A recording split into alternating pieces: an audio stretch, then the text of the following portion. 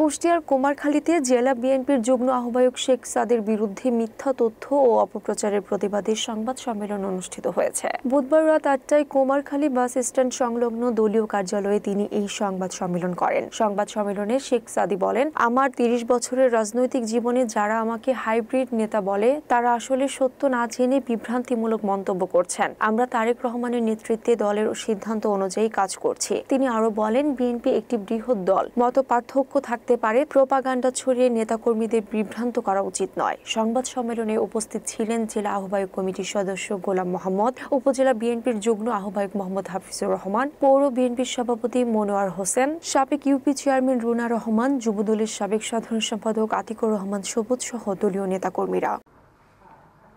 আমাদের এই কুমারখালী পৌরসভা সুন্দর মতো একটি সম্মেলন হলো, কিন্তু কুমারখালী উপজেলা এত বড় একটা উপজেলা, এই উপজেলার আহ্বায়ক কমিটি এই নির্বাচনের মাধ্যমে নেতৃত্বে বাছাই করতেছে পদে পদে search committee, word committee, union committee, বিভিন্ন পদে পদে এদের স্বচ্ছতা দিতে পারেনি।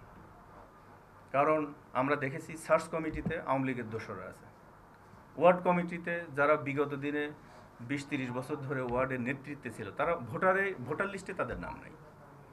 তো এইসব অনিয়ম আমাদের কুষ্টিয়া জেলা বিএনপি ঠিক পেয়েছে, এটা কেন্দ্রও ঠিক পেয়েছে। আপনারা গত ২ দিন আগে দেখেছেন এই কমিটির হাত থেকে একটি শক্তিশালী টিম করা হয়েছে, যে টিমের আমি ১ নাম্বার।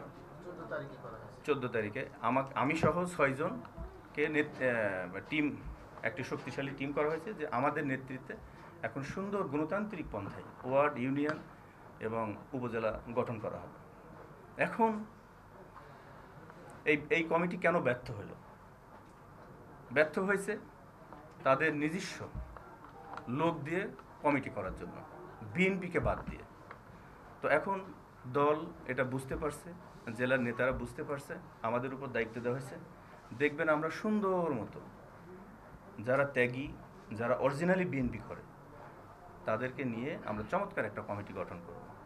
আমরা দেখেছি গত ১৭ বছর রাজনৈতিক নেতৃত্বে না থাকার কারণে, গণতন্ত্র না থাকার কারণে বাংলাদেশে যে দেখার মতো যে ডেভেলপমেন্টটা হয়েছে তার দ্বিগুণ দুর্নীতি হয়েছে। কারণ যারা রাজনীতি করে, যারা জনগণের ভোটে নির্বাচিত হয়, তারা কিন্তু একটা জবাবদিহিতার মধ্যে থাকে, জনগণের সুখ দুঃখ বুঝতে পারে। এই জন্য যে দেশে গণতন্ত্র নাই, যে দেশে আইনের শাসন নাই, সে দেশ কখনো এগিয়ে যেতে পারে না। তো এটা বাংলার জনগণ বুঝতে পেরেছে, ডক্টর ইউনূসও বুঝতে পেরেছে।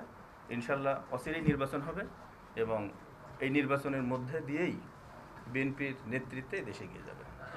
আর এই বিএনপি এমন একটি দল, এই দলকে কথা দিয়ে, খারাপ গালি দিয়ে, দোষ চাপায়ে এই দলকে দমানো যাবে না।